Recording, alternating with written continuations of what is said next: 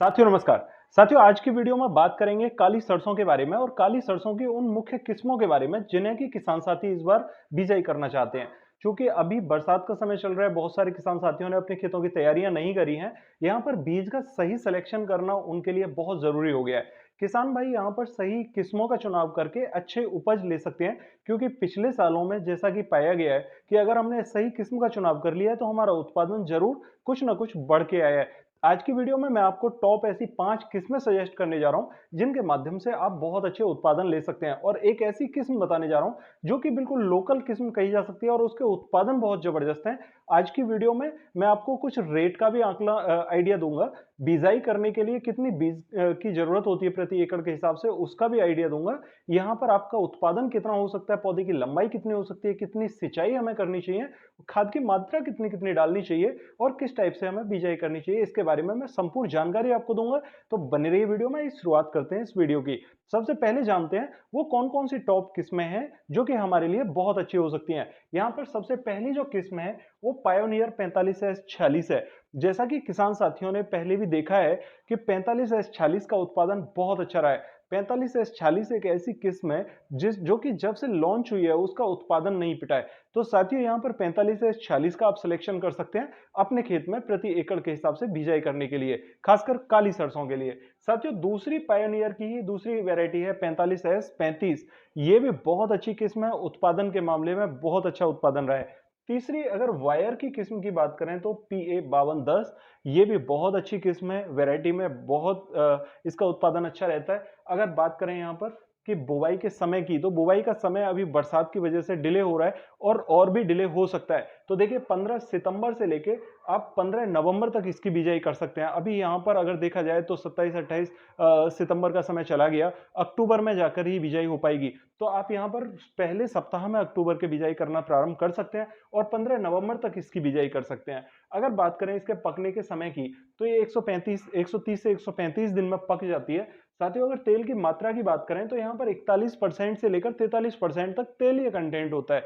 हालांकि जब हम पिलाई के लिए सरसों लेकर जाते हैं तो उसमें मात्र 33% तेल ही निकलता है। जहां तक काली सरसों की पिलाई का सवाल है और उसमें तेलीय कंटेंट का सवाल है, ठीक है, आम किसान यहाँ पर 33% तक ही तेल ले पाता है। हालांकि इसमें 41 से लेकर 43% तक तेल या कंटेंट पाया जाता है। अगर पौधे की ऊंचाई की बात करूं तो 6 से 7 फीट तक इसकी लंबाई हो जाती है।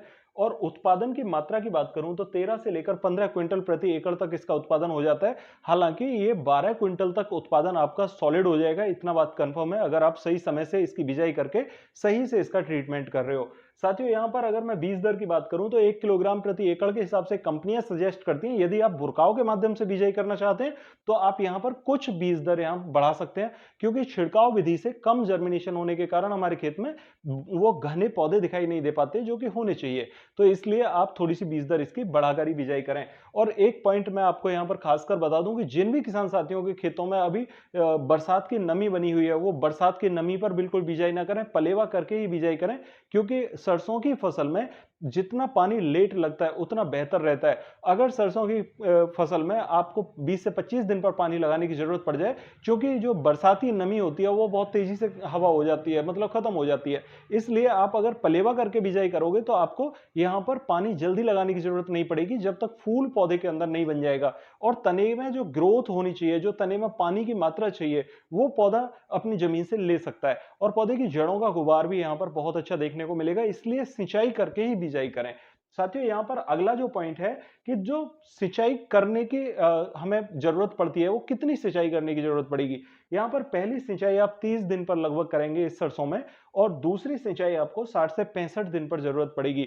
यदि गर्मी का मौसम रहता है या बरसात नहीं हो पाती है तो उस अवस्था में हमें हो सकता है 45 से 50 दिन पर भी सिंचाई करनी पड़ जाए। अगर मैं बात करूं यहाँ पर खाद की मात्रा की, तो देखिए 70 किलोग्राम प्रति एकड़ के हिसाब से यूरिया खाद सजेस्ट किया जाता है। हालांकि अगर आप 2 बार बुरकाव करते हैं, ठीक है, तो आप यहां पर पहली बार में 35 से 40 किलोग्राम यूरिया लगा दें, दूसरी बार में 20 से 25 किलोग्राम यूरिया का छिड़काव करना काफी रहता है। क्योंकि दूसरे जब हम यूरिया के साथ में दूसरे साल्ट लगा रहे होते हैं उस समय हमें बहुत ज्यादा यूरिया की जरूरत नहीं होती, क्योंकि पौधे की लंबाई पूरी हो चुकी होती है। तो कम यूरिया के साथ में दूसरे पोषक तत्व मिक्स करके हम बिजाई करेंगे, बुरकाव करेंगे, तो वो हमारे लिए सही रहेगा। अगर मैं बात करूं यहां पर डीएपी खाद की, तो देखिए डीएपी खाद हमें 30 किलोग्राम प्रति एकड़ के हिसाब से पहली बेसल डोज में ही डालना सही रहता है। अगर हम इसके अलावा डीएपी चलाना चाहते हैं तो वो पानी के साथ घोल बनाकर चलाना ज्यादा बेहतर रहेगा। बहुत सारे किसान साथी पूछना चाहते हैं कि यदि हम डीएपी की बिजाई ना करें तो क्या लाभ होगा, और दूसरा डीएपी के लिए सब्स्टिट्यूट क्या है, डीएपी का विकल्प क्या है जिसे हम चुनाव कर सकते हैं। देखिए डीएपी अभी यहाँ अगर किसी किसान साथी को उपलब्ध नहीं हो पा रही है तो वो एसएसपी ले सकते हैं, सिंगल सुपर फास्फेट, प्रति एकड़ 90 किलोग्राम के हिसाब से वो काफी रहेगी। और अगर डीएपी का चुनाव आप कर रहे हैं तो 30 किलोग्राम डीएपी एक बार में आप लगा सकते हैं, वो काफी अच्छा रिजल्ट आपको दे देगी। यहाँ पर एसएसपी को क्यों सजेस्ट किया जाता है? एसएसपी के अंदर सल्फर का कंटेंट होने के कारण वहां पर तेलीय कंटेंट को बढ़ाने में काफी हद तक मददगार होता है। तो डीएपी के बजाय अगर हम एसएसपी लगाते हैं तो हमारे तेलीय कंटेंट को बढ़ाता है, इसीलिए एसएसपी सजेस्ट किया जाता है। साथियों अगर पोटास की मैं बात करूं तो बेसल डोज में यानी बिजाई के समय पर ही आप 20 किलोग्राम प्रति एकड़ के हिसाब से पोटास भी बुरकाव कर सकते हैं।